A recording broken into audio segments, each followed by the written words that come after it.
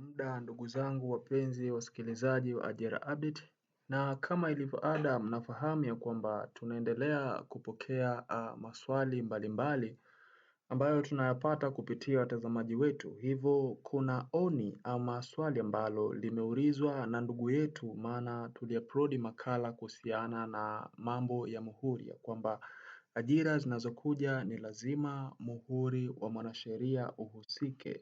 Hivyo ngoja tuireview comment yake na then tuone tunamjibu nini. Mimi na wewe tuangalie.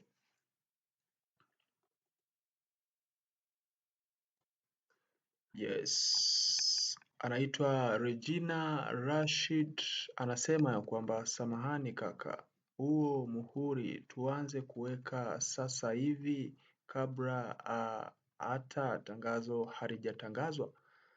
Nadhani umemuelewa ndugu yetu anaitwa Regina Rashid. Anauliza ya kwamba je, huo muhuri ambao tumesema muhuri wa mwanasheria vipi? Tunaweza kuanza kuweka sasa hivi au inakuwaje? Sasa iko hivi, naomba nielezee kidogo maana kuna watu hawajaona hiyo video. Nilisema ya kwamba ni muhimu sana kabla ya ajira zozote zile hazijatoka uhakikishe vyeti vyako vyote umevitoa copy original na kisha umeverify kwamba ni vyako. Na hivyo verification unaipata wapi? Lazima uipate kwa mwanasheria agonge muhuri. Sasa ngoja tumjibu ndugu yetu Regina. Iko hivi,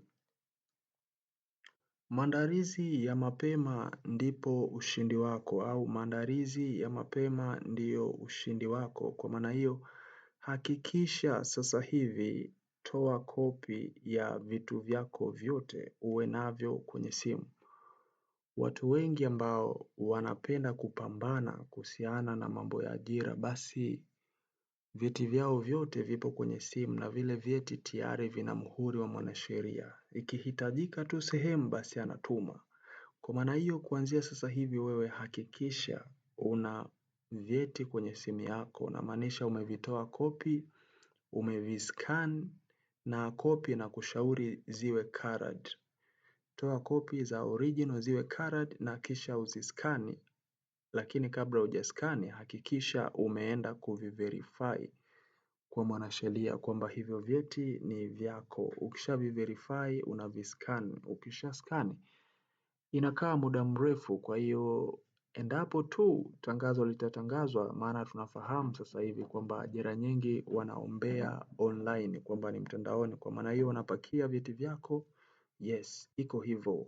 Na kwa wale ambao wameshamaliza chuo na wanahitaji kufahamu kuhusiana na account ya Ajira Portal, basi kuna ndugu wetu mmoja aliniomba nije nielekeze ni namna gani unaweza ukatengeneza Ajira Portal step by step, na kwa kuangalia ni vitu gani muhimu lazima uvifuate. Kwa maana hiyo nadhani kuanzia wiki ijayo nitaanza kuelekeza kuhusiana na Ajira Portal.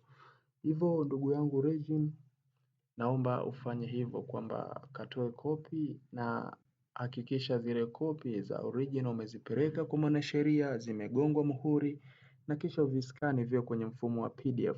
Asante.